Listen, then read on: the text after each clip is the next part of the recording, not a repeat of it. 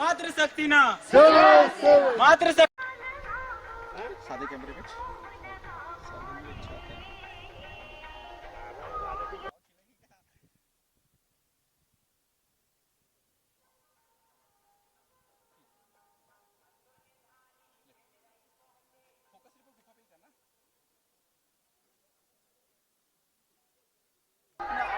प्रवास करत आदिवासी बांधव आपल्या कुलदेवतांचे दर्शन करण्यासाठी वर या गुफेमध्ये पोहोचतात। एका बाजूला मोठी गुफा आणि दुसऱ्या बाजूला एक लहान गुफा।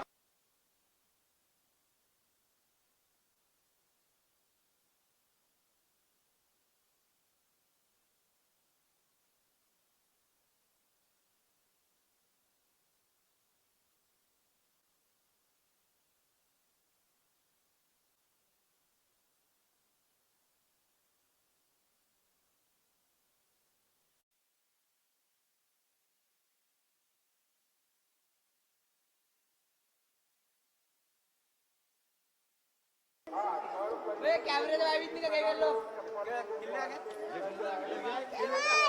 सेवा सेवा सेवा सेवा सेवा सेवा जय सेवा जय सेवा सेवा सेवा सेवा सेवा बेड़ा पेंदा सेवा सेवा बेड़ा पेंदा सेवा सेवा।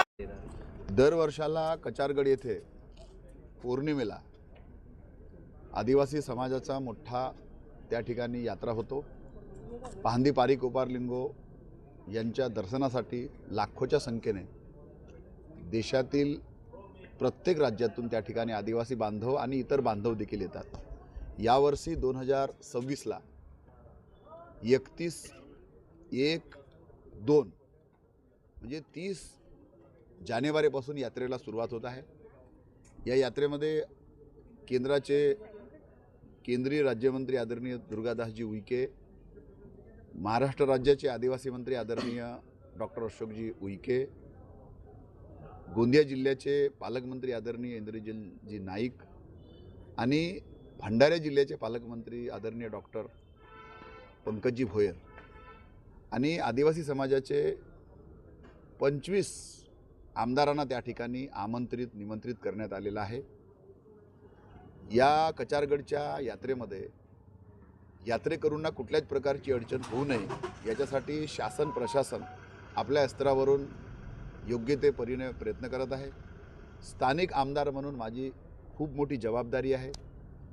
दरवर्षी आपण मोठ्या संख्येने येणारे जे भाविक आहेत त्यांना जेवणाची व्यवस्था, पिण्याच्या पाण्याची व्यवस्था, राहण्याची व्यवस्था अशा प्रकारे आपण त्या ठिकाणी व्यवस्था करतो। शासन प्रशासन या बाबतीमध्ये अलर्ट असतो।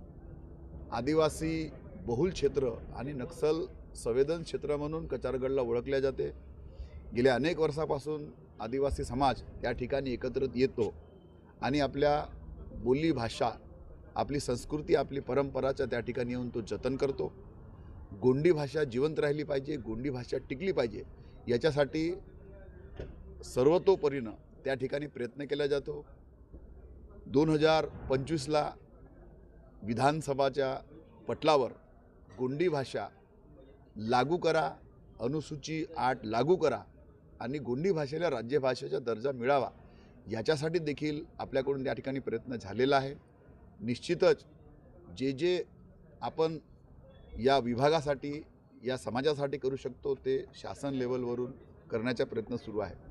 कचारगडला येणारा प्रत्येक व्यक्ती, प्रत्येक भाविक हा आणि त्याला कुठल्याच प्रकारची त्याला अडचण जाऊ नये याची पूर्ण खबरदारी त्या ठिकाणी घेण्यात आलेली आहे। दरवर्षी त्या ठिकाणी शासन प्रशासन काही ना काही कचारगडच्या विकासासाठी करतो आहे। यावेळेस एक नवीन नियोजन आहे की भविष्यामध्ये लाखो लोकांचं त्या ठिकाणी गैरव्यवस्था होणार नाही अशा प्रकारची देखील सुविधा आपण त्या ठिकाणी निर्माण करण्याचा आपला प्रयत्न सुरू आहे. आज आदिवासी समाजाची संस्कृती, त्याची बोलीभाषा, त्याचे रीतिरिवाज, परंपरा टिकून राहिला पाहिजे याच्यासाठी पूर्ण स्तरावरून त्या ठिकाणी प्रयत्न सुरू आहे.